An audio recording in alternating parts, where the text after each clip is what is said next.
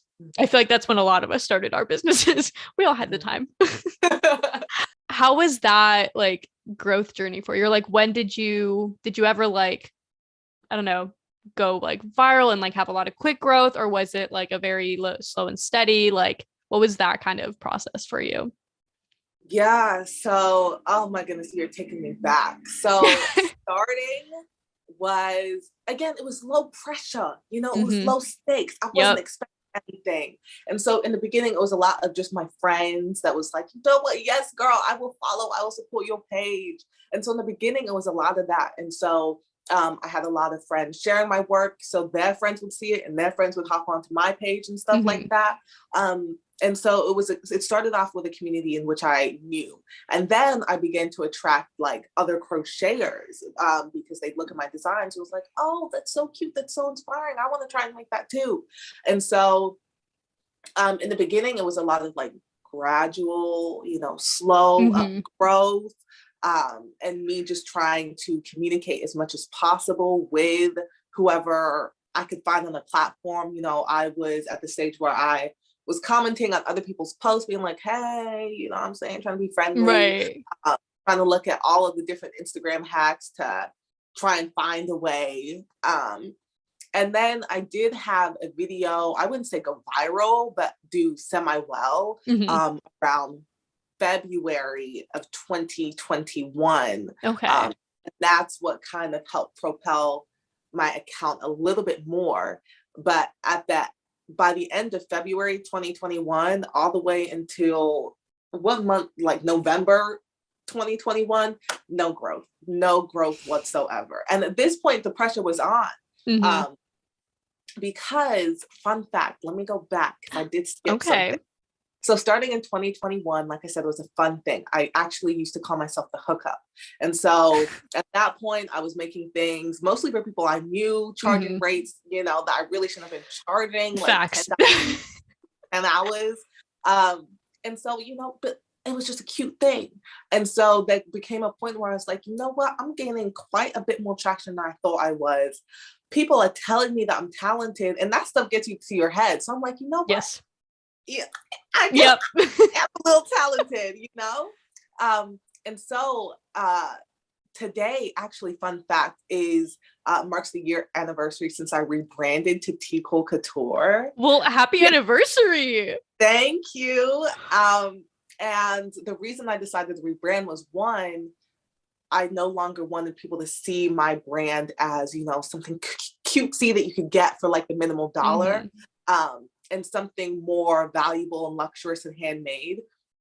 And also, two, I really wanted to put my name in my brand. And so T'Kor is an abbreviation of my middle name. I actually don't even know what my full middle name is.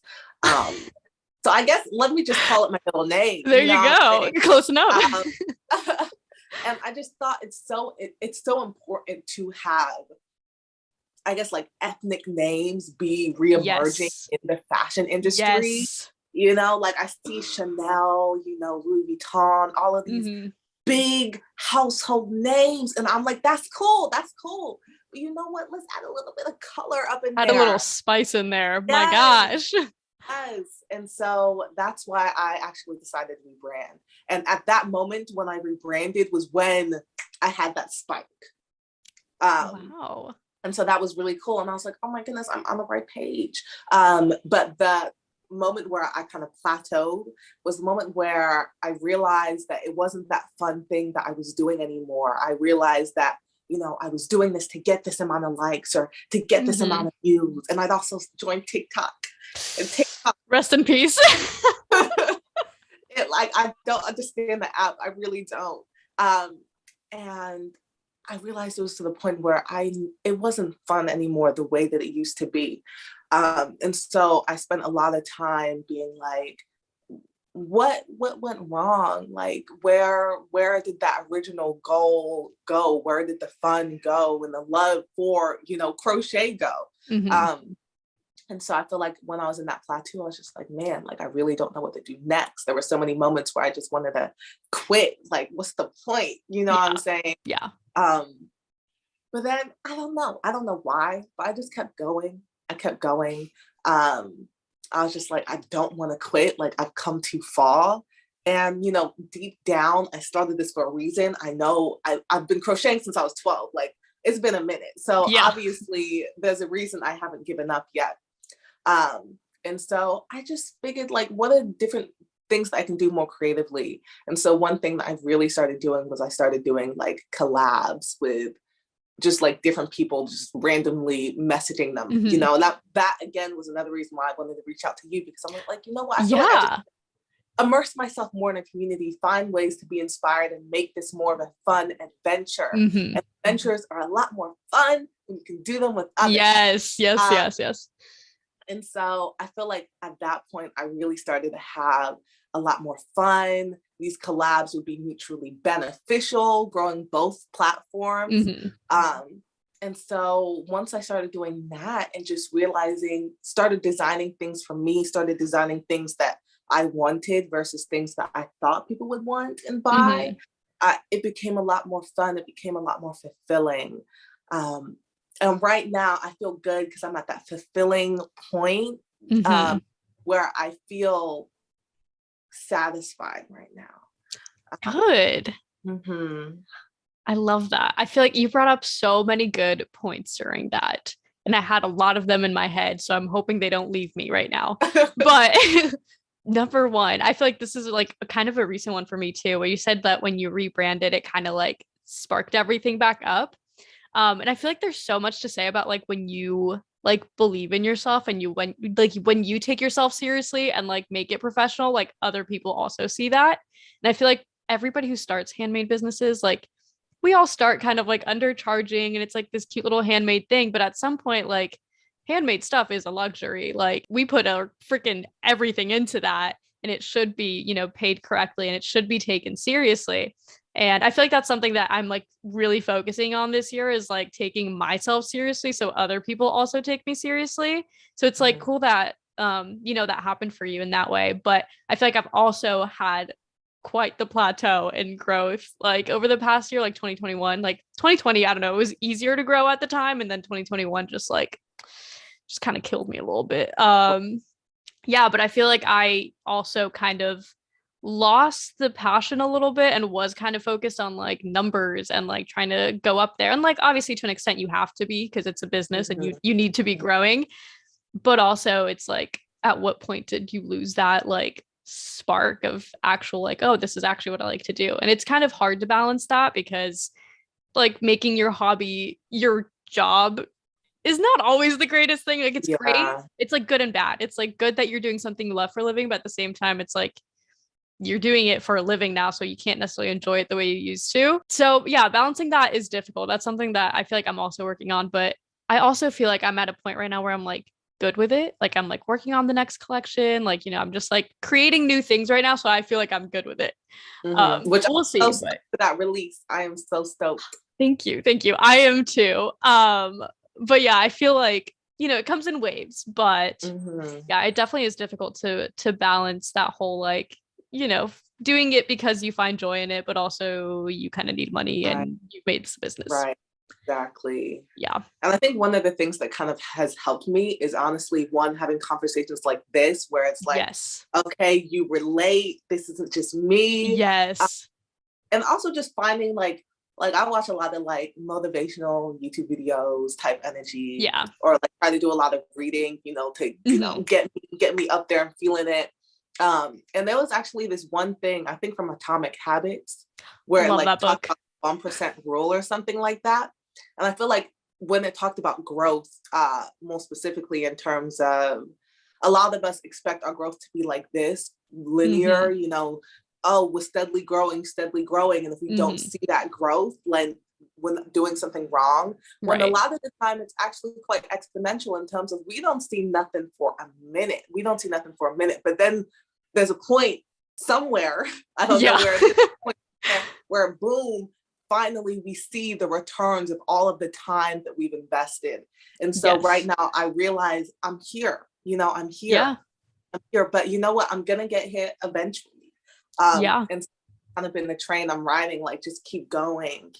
Like, if you believe in yourself, like, I'm very much of the mindset of, if you believe in yourself and you keep going, you can make it happen. Like, that's just like, I just try to ingrain that in myself. No, I'm the same way. And I do strongly believe that. I feel like you have to like manifest it for yourself. Like, if you don't believe it, no one's going to believe it. So you gotta, even if you're like, fake it till you make it kind of deal. Like, even if you don't really believe it, like, still tell yourself that you believe it, and eventually it'll happen. Yeah, no, I think that's so true. But I'm also like so impressed that you balance all this like while at school. Like, literally how?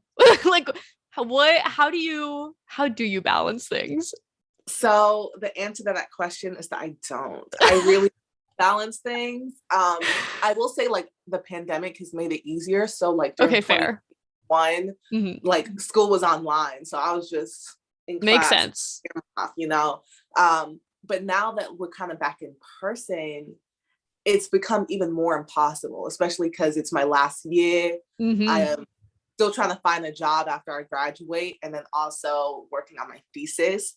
And then I'll also be studying abroad next quarter. And so it's a lot of things. That's exciting. I know, I'm so excited. But there's a lot of things happening. And so for me, I realized, like, especially in the beginning and still now, like, I had no social life, because if I'm in school and I'm also trying to do this business full time, that leaves absolutely no time to see people. Yep. And so one of the things I've really been trying to ingrain myself is honestly just building systems and schedules to make things easier for myself. Like, I'll have set days where I literally do nothing. I'm like, Dinah, you can't do schoolwork or crochet on Saturdays. You got to find somebody to hang out with. Or like Mondays are my extreme like schoolwork days. I'm like, Dinah, you can't crochet. Don't do it. And on Fridays are my like, Dinah, you better not do work, just crochet. And so I feel like having systems like that has really helped me. But it's also very difficult, because I feel like one thing that people don't realize when it comes to doing a handmade business, like, handmade businesses are a lot different from you going to a vendor and buying things in supply, because not only are you making the stuff, not only are you designing the stuff, but also, like you said, there's this element of marketing. So having to be active on social media, which that is people's full-time job. Literally, that's what I always tell people. That is a full-time job. Exactly. And like, when you are the owner of a small business, you're not only a designer, but you're an entrepreneur as well. And those hats that you're wearing, it's a lot. It truly is. Is. But also, I feel like one thing that I tell myself is I also try to give myself grace. And so right now, like, I'm packing up a couple orders to finish off, and then I'm taking a break for like months, honestly. As you should. I want to enjoy my senior year. Yes. I'm saying, like, obviously I'll still post on the gram, but in terms of orders, I just want to relax. Yeah, no, I don't blame you. I think something that people like, don't realize is the fact that we don't have social lives if we're like focusing on a business. Like, I literally do not see people, which is so bad. But like, that is such a necessity in like human life, is to have community and to be around people. And like people don't realize that sometimes there isn't time for that. So like it's good to take those breaks, and good that you like schedule that in for yourself. I'm kind of bad about that and I need to be better about it. But we all do. we're working on it, you know? Exactly. We're working on it. Exactly. Yeah, no, I love that. I'm gonna like completely switch topics here, but you met Michelle Obama, and we need to talk about that. Like we just need to talk about that. So give us the rundown. Like literally, how did that happen? Like I was so shook when I saw that on your Instagram. I was like, oh my God, what the heck? Yeah, so it actually was so crazy. So essentially the event was, it was essentially partnering with like schools. So I think her book Becoming has like different partner schools that literally just buy chunks of the books and store it at their universities. And so my university had sent out an email and they were saying, oh, Michelle Obama is having an event. And it's being live streamed. I'm like, I don't care. Like I could just watch her on YouTube. But I scrolled down and I saw, oh, they're trying to find a student to represent the university at the event. So, I clicked on it and applied. As you should. And so, yeah, and I applied, not really expecting much. I did it, put it away, forgot about it. And so when I was finally chosen, obviously I was ecstatic, jumping for joy. And essentially we got flown out to DC. The whole conversation was live streamed to our schools, but then later broadcasted on BET. And I was like, obviously I wore some T'Kor Couture. As you should. Represent the brand. Yeah. And it was just an amazing experience. And I feel like that actually happened in November. I met her in November. Okay. But it didn't come out until recently in January. Mm-hmm. And so I feel like November for me, having that experience was a complete shift for me, because one thing I always tell my friends, told my friends, like, I am going to meet these people. Like I'm going to have a conversation with Michelle Obama. I would just say it, right? I didn't know how I was going to get that. Or I'd be like, I'm going to get invited to the BET Awards. I'm starting this business so I can get invited to the BET Awards and then meet celebrities who are going to wear my stuff. Like this was the thing. And obviously nobody would believe me, but I believed it. That's all that matters. And I didn't know how it was going to happen. And so being in that space really affirmed like this manifestation power of just speaking things into existence. Because also at the event, Yara Shahidi was also at the event. And for me, that was really important because literally a year ago, I'd applied to this competition, this fashion competition with this TV show Grownish. And essentially it was you applied and whoever won got to meet the cast and would get $10,000. I was like, oh my goodness, this is so cool. So I applied, got disqualified because your girl does not know how to read the rules. Oh no. So in that moment, I was so like heartbroken. I was like, what? Like she doesn't even get to see my stuff. Like I just wanted her to see my stuff. You know what I'm saying? Yeah. And of hers forever. And then it really is one of those moments that are full circle where she got to not only see a picture of my stuff, but she got to see it in person. Which is even better. Yeah. I know, right? And so really from everything happens for a reason. And even when I meet those points where I'm at those lows where it feels like it's not worth it, or where it feels like I'll never get the thing that I've really wanted or been craving, there's always like it's always in the works. That's one thing that I really didn't realize. Like all those moments where I got no's or where, things fell out of place were those same moments where something was already bubbling in the future that was going to be better for me. And so I feel like that moment really reaffirmed it for me. Like I could say that for the rest of my life, you know what I'm saying? And it also reaffirmed that I don't want that to be my moment. You know what I'm saying? Like, that's a cool moment that I will always remember and I will always be grateful for. But that is just the beginning. That is just the starting point. And so I've been just using that to fuel me so I can get it again. Because it was such a great feeling, That is so cool. Just to say that, like, Michelle Obama was literally like seeing your clothing in person. Right. Like, that's just such a cool thing to get to a space where, like, certain people can actually like see your clothes and like just Yeah. experience it, and like what if they like it and then they Exactly. want to buy it? Like you just never know who you're going to run into, who's going to see your pieces. Like it's so cool. Like I totally believe in manifestation. You 100% manifested that. But definitely only the beginning. Like that is like the greatest beginning ever, first of all. I know.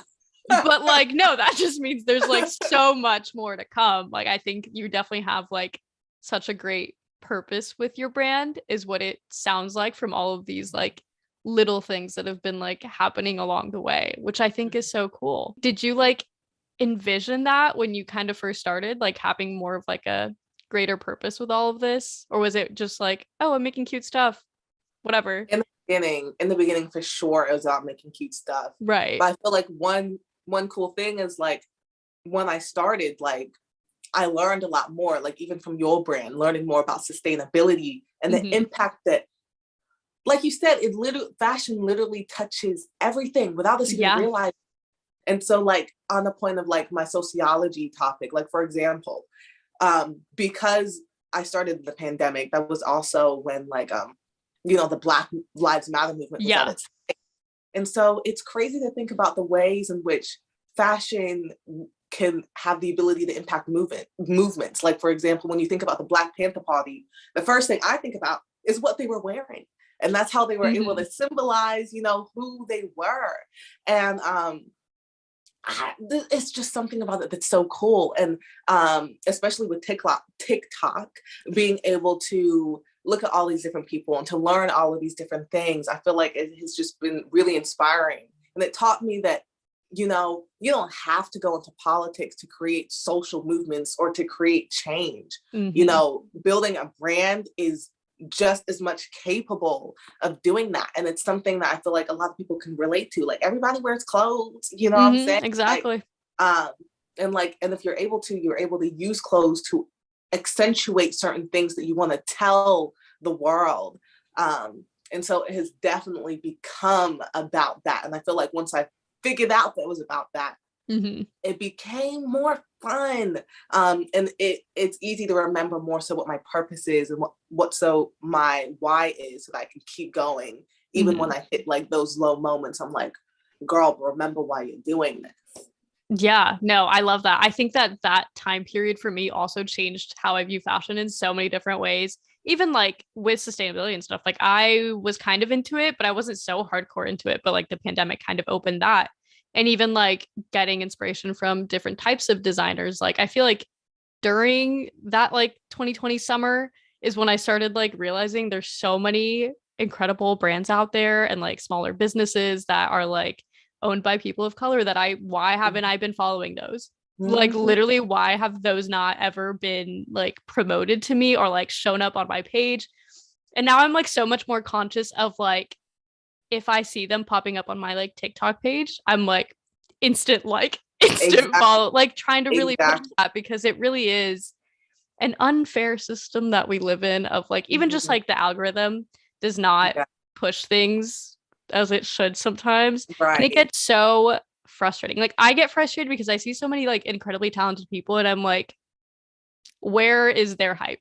And then these other people do absolutely nothing, do the bare minimum, and they get all this hype. And I'm like, what is going on here? Like there is something wrong going on. Literally. Exactly. Yeah. So it definitely shifted my perspective a lot during that time too. And I'm like doing my best to try to like, raise those voices as much as I can. Even just like with having a podcast, it's been super fun to just be able to have conversations with like everybody that I possibly can. And hopefully like that brings some sort of awareness, because the fashion industry is just like so far behind on so many things like that, which is really not the greatest thing. Like I think we're moving, we're getting there, but it's like very slowly progressing, which is unfortunate, but here we are. Here we are. But like you said, there has been a lot of movement, a lot of change. Yeah. Like I know what was it, like British Vogue, they came out with a cover and it was just Africans all over the page. Oh, it was beautiful. But the thing that got it there was, those smaller designers that were like, look, listen, this is what we got to be doing. And I think, like you said, like those voices, having those voices, promoting those voices, it's so powerful. It's so important. And Mhm. I like, that's one of the reasons I love you, honestly, Thank you. because you do that, because you bring those voices to the forefront and allow small businesses to tell their own stories. Mhm. Um, and I think that's just so cool. I think that's such an important and crucial mission. Yeah, no, I think for me, I've always been in kind of like a weird space where I'm like, obviously, like I'm white, but I am Hispanic and like I'm not American. Like I wasn't like born here. My culture is not American. Like my Mm-hmm. household, we spoke Spanish. We do all of our Hispanic traditions. So I've always felt in this weird in between where like people see me and they just assume that I'm like American white, but I'm Mm-hmm. not. And I have this extra culture. So I've always like just felt the need to be the voice for the other cultures and kind of like bring that Mm-hmm. because I'm like, I get it. Even though you might not think of that when you first see me, like I get it. Like I also Mm-hmm. have my own culture and backgrounds. Like I haven't personally dealt with any sort of racism because again, I don't have an accent when I speak. Like I am white, but like my parents have accents, my family does. Like I have seen it for them. Mm-hmm. And so I just like, I don't know, I'm like extra protective of people that I can see that might have any sort of like things Mm-hmm. come their way in that sense. I don't know. I just like, I'm like, we need to all be nice. Like it's not Honestly, that yes. hard. And you know what? It's so cool because it's like literally, I feel like that's one of the reasons that I really love going to the university I go to, Mhm. because I've interacted with such a diverse set of people. Like literally Mhm. everybody goes here, like in terms of wherever they come from. Yeah. And it's been so cool because it's like I realize that people that even live in complete different parts of the world, there is still so much that we have in common. There is still so Mhm. much that we can connect and talk about. And I feel like that's one thing, even that's cool with social media, the fact that I'm able to interact and talk to people that I would have never been able to do before. It's Mhm. really opened my eyes. Yeah, I just think that's so cool. And I think that's so awesome. Yeah, no, I think it's so cool. I think at the end of the day, we're all more similar than we are different, and we don't Mm-hmm, tend to see that. But I'm like, at the end of the day, we're all humans. Like we have the same kind of emotions. Like we deal with things in mm-hmm, a very similar way. We just have different mm-hmm. experiences. But like, it's not that hard to empathize with people and to just Exactly. meet them where they're at. Like, Exactly. There was actually this one thing my English teacher told me, mhm. um, and it was when I was trying to write like my personal statement to all of the colleges back in high school. And she says, like, what is the one thing that, we all have in common? I was like, I don't know. And she responded, conflict, which I thought was really interesting. Hmm. Like, who says that, right? Yeah. But so in a way, it's true. Like at the end of the day, though there are different challenges, we all face challenges. We've all Hmm. faced hardship. We all know what it feels like to be in a bad place at one point in our lives. Yes. And so for me, one thing that I've always ingrained in my mindset is like everybody is the main character in their own story. Hmm. Everybody has their own storyline, has their own set of experiences. And that has really taught me to, I guess, be a little bit more forgiving when I talk to people. Hmm. I feel like there have definitely been situations where I've interacted with people. I'm like, hello, like, what is wrong with you? But then I realize, you know what? They're going through something I have no idea about. You know what I'm saying? Exactly. So I feel like it's kind of just taught me and ingrained me with just being as kind as I can to literally anybody and everybody. You know what I'm saying? Hmm. Um, and I feel like it's made me go through the world a lot easier. And I feel like that's Yes. also another reason why like a lot of my collections is like I'm very colorful. Like I use a lot of bright Right. colors. That's all I want to do. I just want to brighten up people's day, put a smile on their face. Yes. Um, and I think it's so cool that fashion can do that too. Like literally, Exactly. I like the more I look into it and the more I study it, there's literally nothing fashion can't do. It's like you can put something on and it can change your mood. It can change the mood of Yes. the people around you. Um, it's just so cool. Like honestly. Yeah, no, I totally agree. It's so cool. And I think your pieces definitely speak in that way because it definitely like brought me into it. I clicked on your account and I was like, yes, absolutely. Like I'm not somebody who wears a lot of bright and fun colors, but I love seeing it on other people. Like I don't Mm-hmm. personally wear it, but like anytime I see it on any brand ever, I'm like, "Ah, I love that." Like there's something just so Right. happy about it. And Mm-hmm. it's so crazy because it literally is just a piece of clothing, but like for whatever reason it does like give off those emotions and those feelings, and like even wearing it does 100% change your mood. Like I'm like I spend majority of the day in sweats all the time, which like is fine. Yeah. I'm comfy, Yeah. it's great. But then it's like the days I do actually get dressed, I'm like, okay, like You we're know, feeling good today. a little. Exactly. Yeah, I'm like it does really, it's crazy how much it can really affect so many things. Like fashion is literally everything. That is the moral of the story. Honestly. Honestly. And I think that's one thing that I have, because another important part of having a business is also having a brand voice and trying to Yes. convince people like, why should I pay that much for that? You know, Yes. Yes. Yes. Yes. and I think like, I just try to tell people like clothing is like it's a superpower. Like one of my catchphrases is like, because I crochet, I'm like, Mhm. my crochet hook is like my magic wand. And obviously it doesn't work that way. Like I can't create I something like wish. this. It takes many, many hours. Right. And I feel like that's one of my questions too. Like for you, Hmm. how do you think that you've been able to convince people over the years, that your product is valuable, that, at the end of the Hmm. day, I value this and I want you to be able to value this too. Because I feel like that's honestly the most important part of Yeah. converting followers to, actual customers. Yeah. I think that's something that I've struggled with so much just in the like couple of years of doing business. It's something I'm like really trying to solidify a lot more this year, but um I think we've all just like we're so used to the fast fashion mindset of things are so cheap, but it's like Mm. nobody's actually putting in the thought of like actually how many hours does it take to make that? And like as soon as you realize that, it's like okay, it makes sense why it's that much, but it's like unless people see that, then they won't understand it. So I think for me, like being able to show my entire process, like especially like on YouTube and showing Mhm. like me crying over like spending 3 hours on something or whatever, which is like dumb.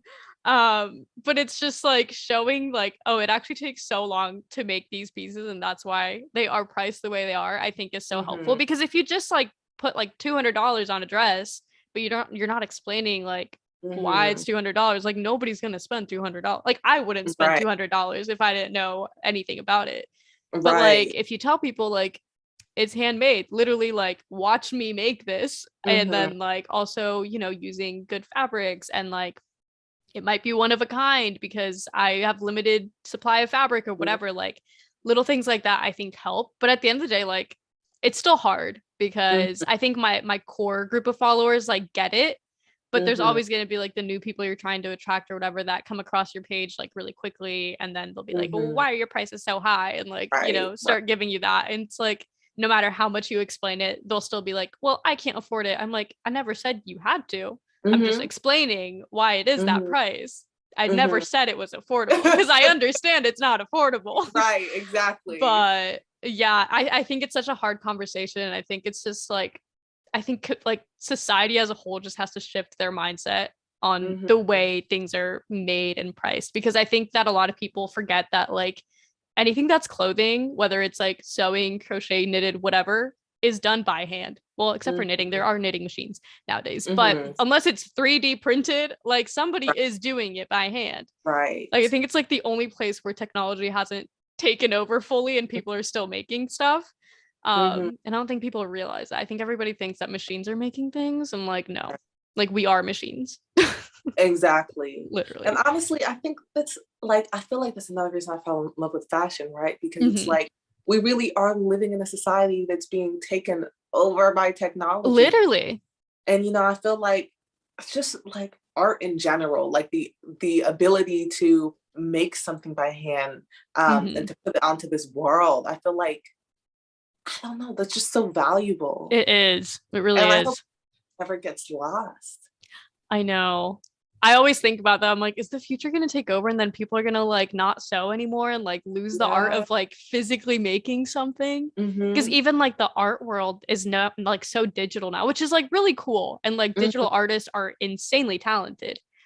But it's like we've lost that like art of like actually painting sometimes. I'm like, I don't want to lose that with fashion.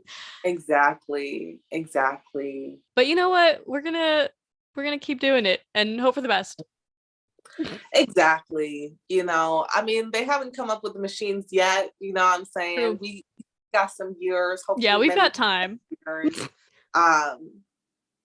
Yeah, because I feel like exactly to the point of what you said in terms of people not necessarily realizing like the amount of time and effort that goes into it.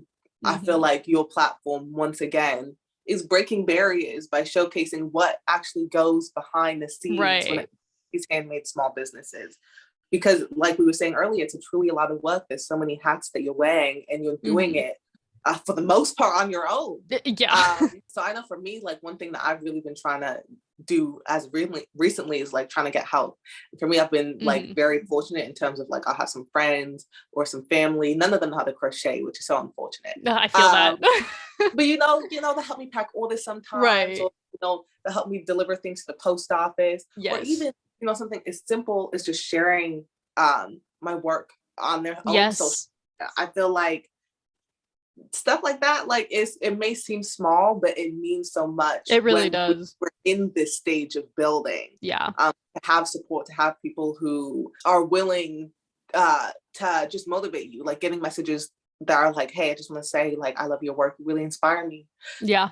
You just motivated me to finish this outfit. Literally. Finish it, like, honestly.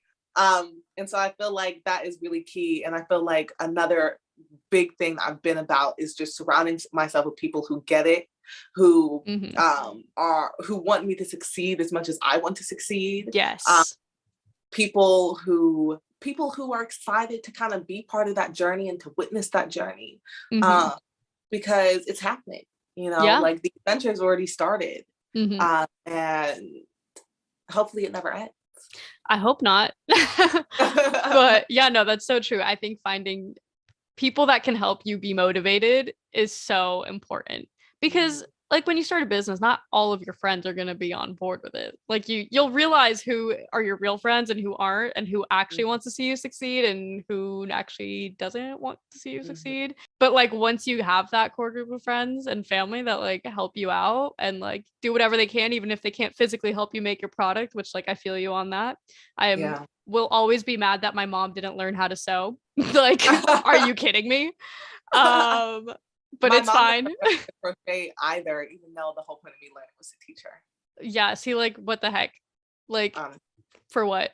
It's fine. I love my mom, and she's done a lot of other. She's learned how to cut things, which is wonderful. Okay. She's done other things, package things. You know, like she does her best, which is very appreciated. But yeah, finding that group of people that can help you and just finding community is so important. I feel like that's something I'm really trying to lean into this year is like community, because it is very hard to do things by yourself, and like you need people to help you out and like to be able to even just have conversations with about like where you are in business, because I feel like it's easy to see people on social media and think that they're always doing great. Like I'm sure people see my page and they're like, oh, she's always thriving, I'm sure she's making a bunch of money. I'm like, no, that's an entrepreneur. Yeah, absolutely not. I was like, I wish.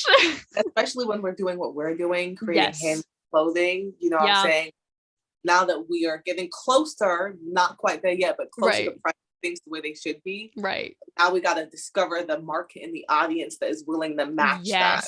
Yeah. I feel like that's like my weird transition phase that I'm in right now, is like trying to transition into customers that can pay those prices or are willing to like save up to pay those prices. Because it is a little rough out there, but we're doing our best. But yeah, I feel like people see that. I don't know, if I sell something for like $200, like, wow, she must be rich. She's selling $200 dress. I'm like, I sold 2 of those maybe. That's what I'm saying. I'm like, I can't physically make that many.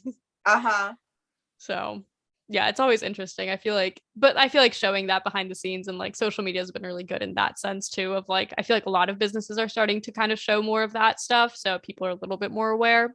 Or maybe I'm just on like small business side of things, so I see all of that.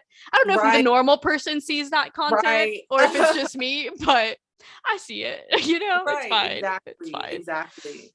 Yeah. And I think honestly, what you were saying about making something and like the value that and people seeing that, I think one thing, I'm sorry, people thinking that you're making a lot of money in the beginning. I feel like that's also the same things that I've been receiving. And in terms of when it's just one person making all of this stuff, the fact that you really can't make a lot. So it's like, for example, a lot of people will be like, oh my goodness, you be selling out so quickly. I'm like, that's because I only have 2 products listed. Literally me. That's all I can make. You know what I'm saying? Yeah. And so like, I feel like that's another challenge, right? It's like being a handmade business. We also spend so much time creating the thing. It's like, how can I have the time to think about like, what can I do to scale? Exactly. What can I do to scale and actually grow the business to the point where, I can be hands off a little, you know what I'm saying? Because I mean, that's the, like, yes, I love to crochet. I love it. Right. But I also want to live my life. No, me too. I'm the same way. I'm like, I love sewing, but I don't want to be the one making everything forever. Like, I need a life as well outside of this. Exactly. And I feel like one of the things that I try to tell people who come to me asking for advice on like, oh, how did you start your business? Yada, yada, yada.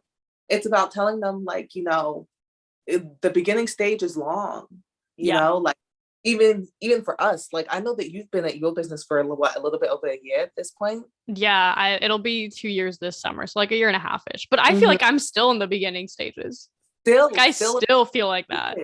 Exactly. Because there's still so much that we're learning. And on the question of trying to get it to the point where we don't need to be the ones in it 100% of the time. And that's like one of the things I try to tell people is like, you have to be patient in yourself.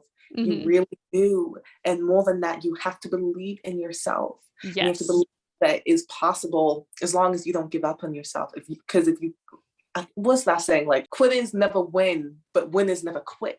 Yes. Oh, that's so good. Right? Yeah. But it's so true. I feel like a lot of people get discouraged nowadays if like after a year things aren't like growing or whatever. But it's like pre-social media, we didn't have like a concept of how long it should take to have a business, but so many people blow up in like a month and everybody thinks that you're supposed to be successful that quickly. I'm like, realistically, people used to, start businesses in their 20s and maybe they'd start doing good in their 30s. Like this whole being successful in your 20s is like a very new thing nowadays. Like most people didn't used to do that. And I feel myself like putting on that pressure of like, I'm getting older. I need to be successful. Like I need to be a millionaire by 30. I'm like, who the heck is a millionaire by 30? Like that is why do I think that should be normal? Like what? And honestly, like, just because we were talking about her earlier, let's look at Michelle Obama. Right. Michelle Obama was not popping until well later on in her life. And like, I feel like I look at so many people that I look up to and I'm like, whoa, you know what? They took their time getting here. You know what I'm saying? And it's more than possible. We're more than capable. And so I feel like that's another reason why I've been trying to, make more time to be social, because at the end of the day, like, I have the rest of my life to get to the point of being a millionaire. You know what I'm saying? But, I'm only in college once. Granted, the pandemic some of those things up. But you know what? I'm still I'm still trying to feel that, as much as possible. And, like, I want to enjoy life while I'm living it. Yes. I watched Emily in Paris. I know a lot of people have some things to say about the show. I watch it too. It's okay. And like there was one good quote that he said in there. He was saying like, American people live to work, but the French people work to live. And I was like, it's so true. That's so powerful. Yeah. That is so powerful. I want to live. You know what I'm saying? That's the only reason I do any of this stuff. I want to live. And so I feel like it's very important to find that balance. Haven't found it yet. But me neither. It's okay. Yeah. No, I live by that quote too, or I try to live by that because like I have family in Europe. Like I see that they're so much more relaxed. They live life more simply. Like they're not as stressed about work. They don't work on weekends like I do. Like they're just so much more chill about it. And I'm like, why can't it be like that here? Like, why are we so work focused? It's like the type where it's like my lunch break, it's like 30 minutes, whereas over there it's like 2 hours, because it should be like a communal meal, like a good time. But no, here it's like quickly your lunch, get back to work. Like, that's so toxic. Like, honestly, I hate that. So toxic. And I feel like another good thing that I try to think about is I want to get to the point where I do have people helping me. And I'm thinking about what work environment do I want them to live in? Yes. Like, how am I ethical if I'm not even being ethical to myself? I can't literally call business, you know what I'm saying? And so I'm really trying to get in the practice of treating myself better. So when I get to that point of that growth, you know, I can make sure that I'm treating the people who I'm grateful who decided they're working for me, you know what I'm saying? I'm treating them well as well. And so building those practices of being kind to myself, of paying myself what I'm actually worth is crucial. It is so important. Yes, that's such a good point, because that's something like a realization I had like late last year. I was like, I cannot call myself ethical if I'm not even paying myself enough. Like, I'm like, yeah, garment workers' rights. And then I'm over here like undercharging and like working like ridiculous hours a week and not making as much as I should. I'm like, that's not adding up. Like, the math is not adding up here. Yeah, you got to be good to yourself too. Like, that's ethical too. Like, that's part of it. It's not just like other people. Like, you matter too. Exactly. And practice makes better. That's one thing I always say. Like, beginning stages, I felt so uncomfortable charging people, period. Oh, me too. But you know what? The more you practice, you know, the more like it starts to feel a little less bad. The more it's like, okay, I'm not doing this to be malice or, you know, absurd. I'm doing this because that's how it needs to be, honest.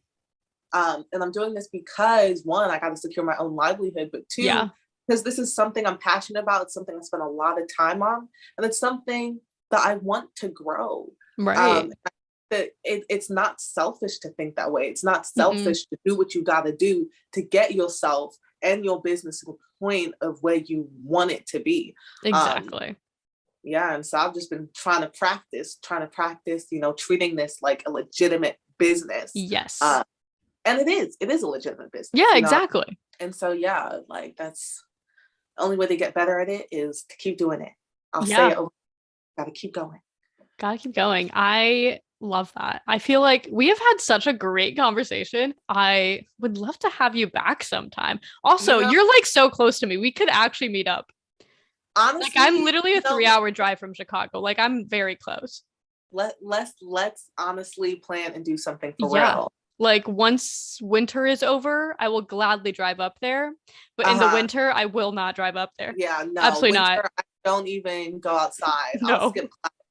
Like, I'm not even lying. I don't blame you. Chicago is like the worst in the winter. But as soon as spring rolls around, if it ever decides to roll around, I will gladly go up. That would be so fun. Yes, let's do it for real. Oh my gosh. Yes. So, okay, shout yourself out. Where can people find you? Shameless self promo. Wow, that was a tongue twister. Got you. So y'all can find me on Instagram and TikTok at T'Kor Couture, TKOR COUTURE. And y'all will also find me on YouTube. My name is Dinah T'kor Clottey. I'll send that to you. I'll link it down below. Don't worry. Appreciate it. But those are the major platforms that y'all can find me on right now. Perfect. Well, I hope you all go find her, because literally obsessed. You're also like the first crochet person I've had on here. So it's like super exciting. I've like always wanted to learn how to do that, and I never have. Maybe one day when I have the time. Yeah. But it just intrigues me so much. I'm like, how does that work? I don't know. So freaking cool. But yeah, go check her out. Follow, do all the things, and we will see you guys in the next one. Bye.